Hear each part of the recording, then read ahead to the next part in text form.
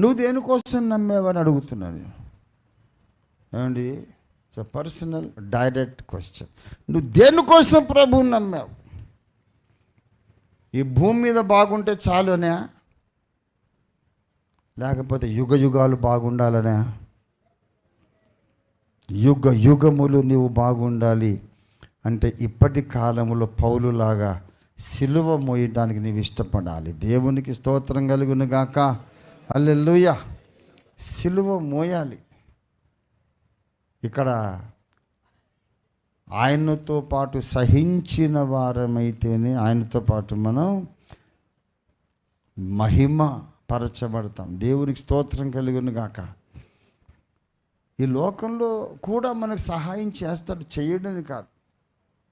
ఈ లోకంలో మీకు ఏమీ దొరకదు, అంతా చచ్చిపోయిన తర్వాతే అని చెప్పట్లే. నేను మిమ్మల్ని ముక్కుసూటిగా అడుగుతున్నాను, దేవుడు మీ కొరకు ఎప్పుడు ఏ కార్యం చేయలేదా? బోలెడు చేశాడు. ఏమండి, ముందు మనశ్శాంతి ఉంటుంది. ఏమండి, మనశ్శాంతి దానికి ఎన్ని కోట్ల విలువండి? వెలకట్టలేము. ఆత్మానందము, రక్షణ సంతోషము, దేవునితో సమాధానము, ఇవన్నీ ఉంటాయి. తగు మాత్రం అన్న వస్త్రములు కలిగిన దానితో తృప్తి కలిగి ఉండాలి. దేవునికి స్తోత్రం కలుగును గాక. హల్లెలూయా. ఎఫెసీ పత్రిక మొదటి అధ్యాయము 3వ వచనం, మన ప్రభువైన యేసుక్రీస్తు యొక్క తండ్రియగు దేవుడు స్తుతింపబడును గాక.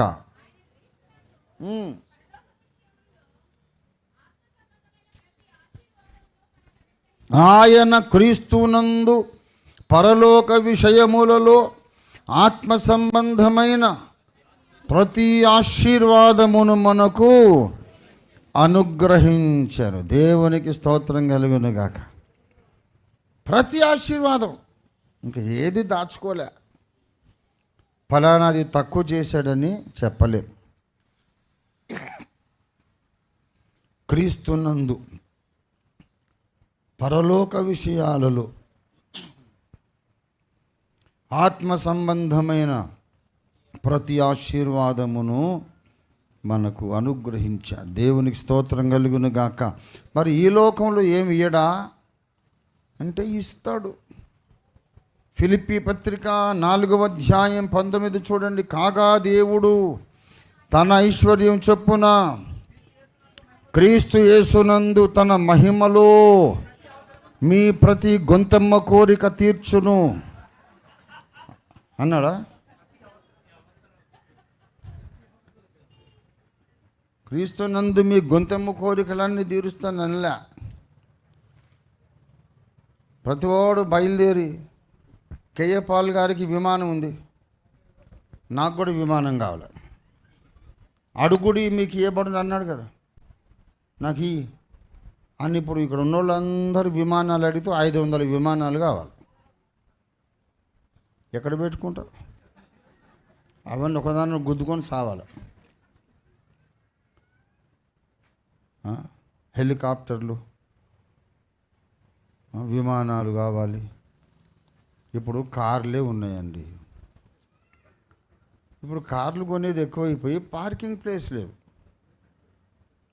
పెద్ద సమస్య కదా. ఇప్పుడు ఒక 25 లక్షలు, 30 లక్షలు, 40, 50 లక్షలు ఉంటే కారు కొంటాం. ఎక్కడ పెట్టుకోవాలి? దానికి ప్లేస్ లేదు. పెద్ద ప్రాబ్లం.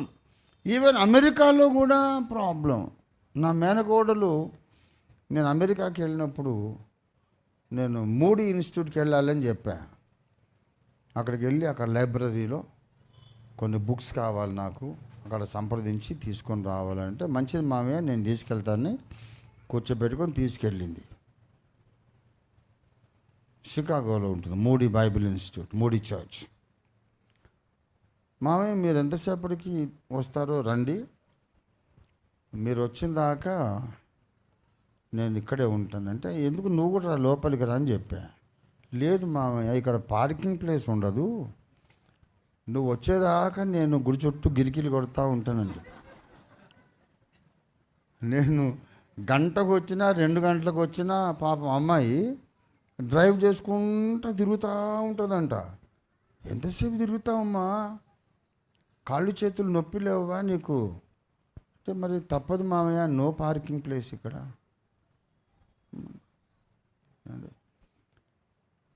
కాబట్టి కార్లు కొంటేనే ఇట్లా ఉంది పరిస్థితి. మరి అందరూ ఒక్కొక్కడు ఒక హెలికాప్టర్ కొనుక్కుంటే ఎన్ని యాక్సిడెంట్లు అయిపోతాయి, ఎంతమంది చచ్చిపోతారు. కాబట్టి మనము అడిగే పిచ్చి పిచ్చి కోరికలన్నీ తీరుస్తానని దేవుడు ఎప్పుడు చెప్పలేదు.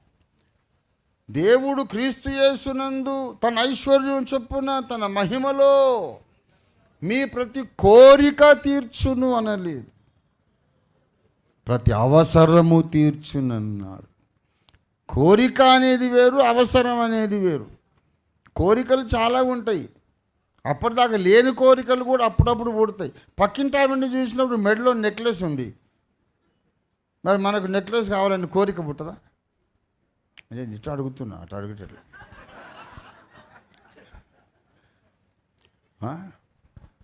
అప్పటిదాకా కోరిక లేదు, కానీ జిగేల్మని మెరుస్తాం బయటకు వచ్చింది మెడలో నెక్లెస్ వేసుకొని.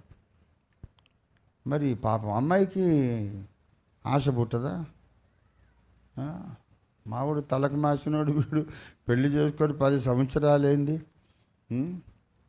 ఒక చిన్న ముక్కు పొడికైనా కొనియలేదు. ఆయన చూడు ఎన్ని నగలు కొంటున్నాడు పక్కింటి ఆయన. ఏమండి ఎలాగైనా నాకు కూడా నెక్లెస్ కొనండి అని వాడిని సాధిస్తూ ఉంటుంది అమ్మాయి. వీటిని ఏమంటారంటే కోరికలు, అవసరాలు కాదు. నెక్లెస్లు నీకు అవసరం కాదు, వడ్డాణాలు నెక్లెస్లు నీకు అవసరం కాదు. బేసిక్ నెసెసిటీస్ ఏవైతే ఉన్నాయో అవి నేను తీరుస్తానని యేసయ్య వాగ్దానం చేశాడు. నీ బ్రతుకు బండి ముందుకు నడవడానికి, పూటకు 3 పూటల 4 వేళ్ళు లోపలికి వెళ్ళడానికి, వర్షము ఎండ ఇలాంటి ప్రకృతి వైపరీత్యాలకు ఒక నీడ నీకు ఉండడానికి, కంఫర్టబుల్గా దేవుడిచ్చిన ఆయుష్కాలం గడిచిపోవడానికి కనీస అవసరాలు ఏవైతే ఉన్నాయో అడుగు, దేవుణ్ణి ఇస్తాడు. ప్లాన్ చేసుకో. అంతేగాని నేనైతే అడగను. అంబానీకి అక్కడ 500 గదుల ఇల్లు ఉందట బొంబాయిలో, 500 గదులు. ఎందుకో నాకు అర్థం కాల. నాకు అటువంటిది ఇవ్వు ప్రభువా అని నేను అడగను. 500 గదులు ఎందుకంటే వచ్చి దయ్యాలు ఉండడానిక? నేను ఉండడానికి 1 గది చాలు, మిగతా 499 గదులు ఎందుకండి? గబ్బిలాలు దయ్యాలు ఉండాలి. ఆడంబరంగా ఏదేదో లగ్జరీ మనం కోరుకోవద్దు. బ్రతకడానికి మినిమం నెసెసిటీస్, కనీస అవసరాలు తీరితే చాలు. నేను ఒక చిన్న ఇంట్లో 2-3 గదులు, అటాచ్డ్ బాత్రూమ్, ముఖ్యంగా నేనైతే కోరుకునేది అదే. ఆ బాత్రూమ్స్లో కూడా దేశభక్తి ఉండాలనేది నా కోరిక. దేశద్రోహం ఉండొద్దు. మనం దేశభక్తులం. వెస్ట్రన్ కమోడ్ పెట్టుకోవడం ఏంటి? వెస్ట్రన్ ఎందుకండి? మన ఇండియన్స్ కనుక ఇండియన్నే పెట్టుకోవాలి. కాబట్టి ఇంటి నిండా దేశభక్తి ఉండాలి, బాత్రూంలతో సహా. ఒక 2-3 గదులు చాలు. అంతకన్నా ఎందుకు? వెళ్ళిపోయేటప్పుడు కావలసింది ఒక 6 గజాలు అటు, 3 గజాలు ఇటు, అంతకన్నా మనకు అక్కర్లే. కోట్లకు కోట్లు కూడబెట్టి ఎవడికో ఇచ్చేసిపోతే అది ఇక్కడే ఉంటుంది. అదే కోట్లు సువార్త కొరకు ఖర్చు పెడితే ఆ కోట్లన్నీ పరలోకంలో ఉంటాయి. దేవునికి స్తోత్రం కలుగును గాక. ఎస్, నువ్వు సంపాదించే కోట్లన్నీ పరలోకపు బ్యాంకులో జమ చేసుకోవాలంటే ఆత్మల సంపాదన కొరకు వాడాలి. దేవునికి స్తోత్రం కలుగును గాక. ఆత్మలను రక్షించడానికి, రక్షణ మార్గంలోకి తేవడానికి నీ డబ్బును నువ్వు వాడితే ఆ డబ్బు ఎక్కడికి పోతుంది తెలుసా? పరలోక బ్యాంకులోకి వెళ్ళిపోతుంది. దేవునికి స్తోత్రం కలుగును గాక. ఒట్టి చేతులతోనే వెళ్తావు. వెళ్ళిన తర్వాత నేను ఒట్టిగానే వచ్చాను, ఖాళీ చేతులతోనండి, నాకేం లేదు, నాకు ఇక్కడ ఎవరు తెలియదు ఎలాగా అంటే, దేవదూతలు అంటారు, డోంట్ వరీ, ఒట్టి చేతులతో నువ్వు రాలేదు, నువ్వు రావడానికి ముందే నీకు ఇక్కడ పెద్ద బ్యాంక్ అకౌంట్ ఉంది, బ్యాంక్ బ్యాలెన్స్ ఉంది. అవునా, ఇక్కడ బ్యాంక్ బ్యాలెన్స్ ఉందా? అవును. నీవు ఖర్చు పెట్టినటువంటి సువార్త సేవ పరిచర్య కొరకు నువ్వు ఖర్చు పెట్టినటువంటి ధనం పైన సమకూడింది. ఇదిగోండి, ఈ లోకపు ధనమును ఏమన్నాడంటే అన్యాయపు సిరి అన్నాడు. అన్యాయపు సిరి చేత మీకు స్నేహితులను సంపాదించుకొనండి. ఆ సిరి మిమ్మును వదిలిపోవునప్పుడు, ఆ సిరి మిమ్మును విడిచిపోవునప్పుడు, లూకా సువార్త 16వ అధ్యాయం 9వ వచనం, లూకా 16:9, అన్యాయపు సిరి వలన మీకు స్నేహితులను సంపాదించుకొనుడి, ఆ సిరి మిమ్మును వదిలిపోవునప్పుడు నిత్య నివాసములలో మిమ్మును, నిత్య నివాసాలంటే అదే మనోహర స్థలం పైన ఉన్న ఆ శాశ్వత నివాసాలు. అక్కడికి మనం వెళ్ళినప్పుడు పెద్ద వెల్కమ్ పార్టీ, కొన్ని వేల జనం వస్తారట. రండి brother, welcome welcome to this beautiful place, welcome, సుస్వాగతం, ఘన స్వాగతం, రండి.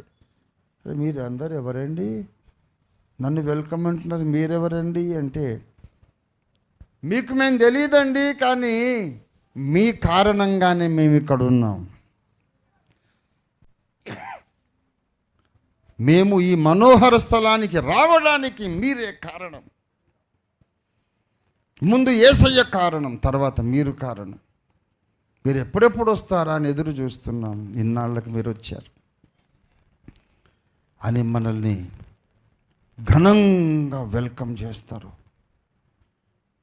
నా కారణంగా మీరు రావడం ఏంటండి, మీరెవరో నాకు తెలియదు అంటే, మీరు కొందరు సేవకులకు ఆర్థిక సహాయం చేశారు కదా, ఫలానా సేవకుడు మీరిచ్చిన ఆర్థిక సహాయంతో మా ఊరికి వచ్చాడు, సువార్త ప్రకటించాడు, కన్నీళ్ళ ప్రార్థన చేశాడు. ముందు మేము అతన్ని కొట్టాము, తిట్టాము, వెళ్ళగొట్టాము, కానీ మీరిచ్చిన సహకారంతో అతను ధైర్యంగా నిలబడ్డాడు. మెల్లిమెల్లిగా మా కళ్ళు తెరవబడ్డాయి. యేసే నిజమైన రక్షకుడు అని అర్థమైంది. అతన్ని హక్కును చేర్చుకున్నాం, రక్షణ పొందాం, సంఘముగా కట్టబడ్డాం. మా జీవితకాలం ముగించిన తర్వాత ఇక్కడికి వచ్చేసాం. అందరం కూడబలుక, బాబు నువ్వు ఎట్లా వచ్చావు ఇక్కడికి, నువ్వు ఎట్లా వచ్చావు అంటే, ఫలానా సేవకుడు వచ్చి మా ఊర్లో సువార్త చెబితే నేను నమ్మానండి, రక్షణ పొందానండి. ఆ సేవకులను అడుగుతారు,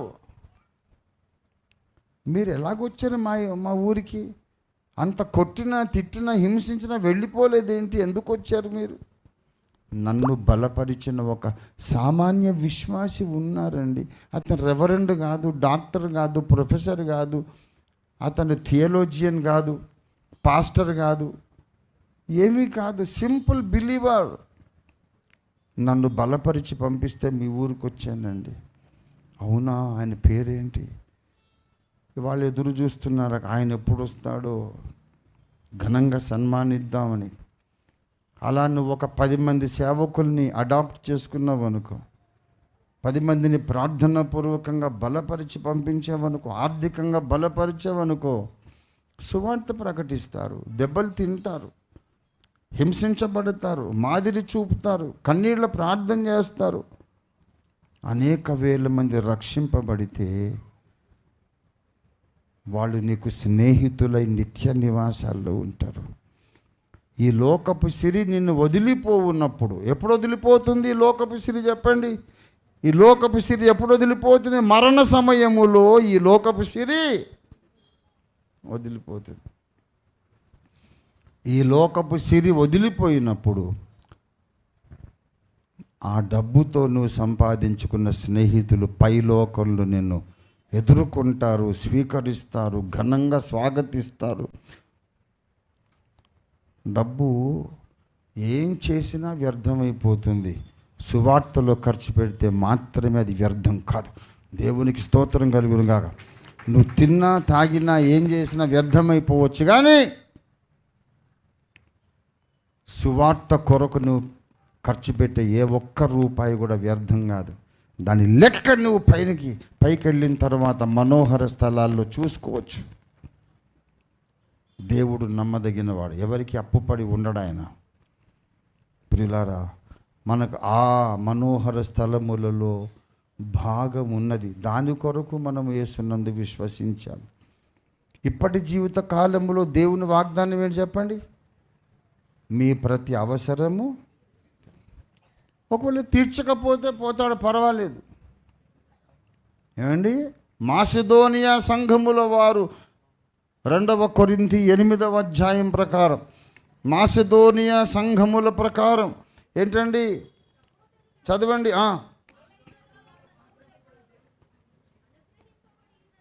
దేవుని కృపను మీకు తెలియకుండుట మీకు తెలియజేయుచున్నాను. ఎలాగూ అనగా, వారు బహు శ్రమల వలన పరీక్షింపబడ్డారు, మాసిదోనియా సంఘముల వారు. ఇంకా అత్యధికముగా సంతోషించారు. శ్రమ పెట్టబడుతూ ఉంటే ఇంకా ఎక్కువ సంతోషపడ్డారు. అత్యధికముగా సంతోషపడ్డారు. మరియు వారు నిరుపేదలైనను. చూసారా, ఆదిమ సంఘ విశ్వాసులు నిరుపేదలు అయినా సంతోషించారు. నిరుపేదలు అయినా బహుగా దాతృత్వం చూపించారు. పౌలన్న, నువ్వు సేవ కొరకు వెళ్తున్నావు కదా, ఇదిగో ఈ వస్త్రాలు తీసుకో, ఈ ఆహారం ఉంచు అంటే, బాబు నీకే లేదు కదయ్యా, ఉండని అని అంటే, లేదు లేదే అన్న, నువ్వు దేవుని పని మీద ఉన్నావు, నీకు ఆహారం మరి అడవిలో గుండా ప్రయాణం చేసేటప్పుడు ఏదోటి దగ్గర లేకపోతే ఎలాగా, ఉండని అన్న, మళ్ళీ ఎప్పటికి కలుస్తామో మనం అని దాతృత్వము బహుగా విస్తరించింది. మాసిదోనియా సంఘముల వారి దాతృత్వం బాగా కలిగి ఉండి ఇవ్వలేదు వాళ్ళు, నిరుపేదలు అయినా ఇచ్చారు. వాళ్ళు బహుశ్రమల వలన పరీక్షించబడ్డారట, అయినా బహుగా సంతోషించారు. కనుక దేవుడు మనకు ఇస్తే సంతోషం, ఇవ్వకపోయినా సంతోషం. ఓ దేవుడు దేవుడు అంటారు, ప్రార్థన అంటారు, పరిశుద్ధత అంటారు. ఏం సంపాదించారు అని అడిగేవాళ్ళు బుద్ధిహీనులు, జ్ఞానం లేదు వాళ్లకు. అరే మూర్ఖుడా, మన బ్రతుకు కథ, ఈ బ్రతుకు నాటకం, మన జీవిత నాటకం ఈ భూమి మీదనే అంతము కాదు కాదు కాదు. మన జీవిత నాటకంలో తర్వాతి అంకం ఉంది. నీవు కన్ను మూసిన తర్వాత నెక్స్ట్ చాప్టర్ స్టార్ట్ అయిపోతుంది. అది నీకు తెలియదు, మాకు తెలుసు. ఇక్కడ కన్ను మూయగానే అవతల అగ్నిగుండం ఉంది. ఆ అగ్నిగుండం తప్పించుకోవడానికి యేసును మా రక్షకునిగా నమ్ముకున్నాం. ఆ అగ్నిగుండం తప్పించుకోవడానికి మేము పరిశుద్ధంగా బ్రతకడానికి ఆరాట పడుతున్నాం. ఆ అగ్నిగుండం తప్పించుకోవడానికి, దేవునితో నడవడానికి మేము ప్రయాసపడుతున్నాం. Major problem, major issue is how to escape hell fire. ఇంకా ఏది కూడా మేజర్ ఇష్యూ కాదు. మన కాస్టు, మనకున్న ఈ లోకపు ప్రాస్పెరిటీ, ఆర్థిక అభివృద్ధి, హోదాలు, ఏది మేజర్ ఇష్యూ కాదు. The one and only important issue is how you are going to escape hell fire. कैसा बचेंगे तुम दोज़ख से, అది ఆలోచించారు.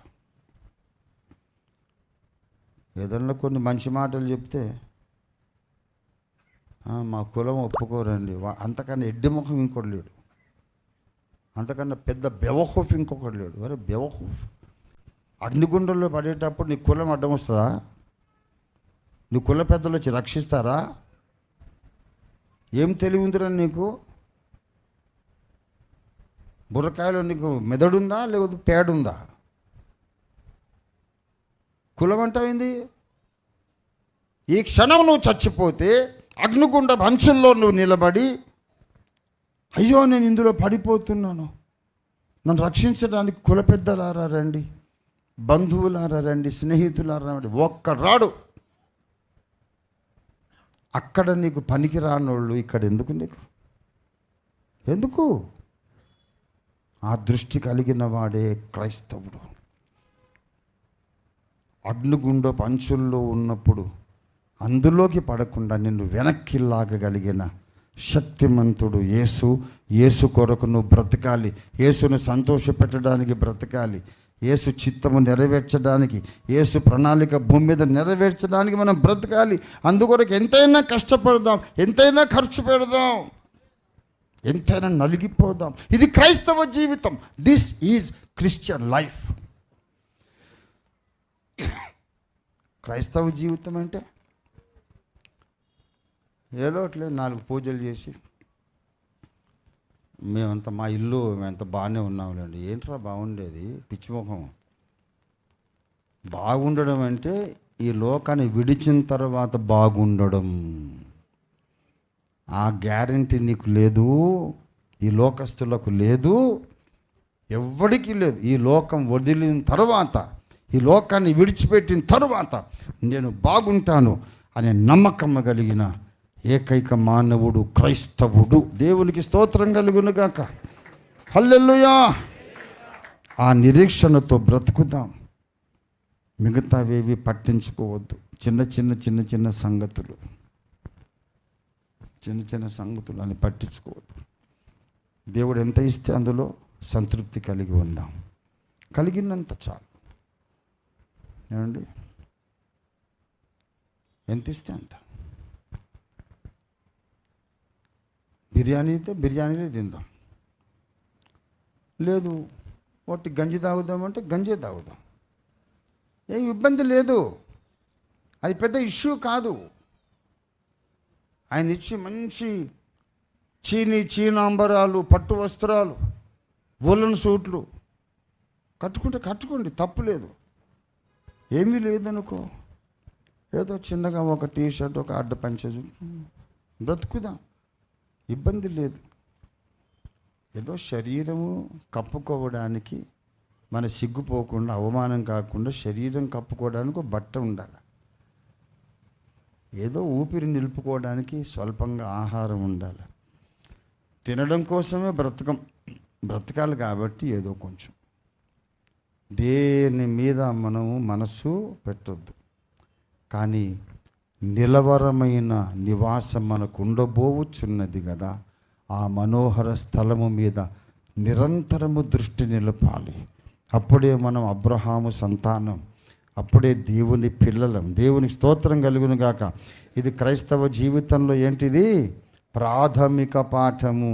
నమ్మి ఏమి సంపాదించారంటే, సంపాదించడానికి మేము నమ్మలేదు.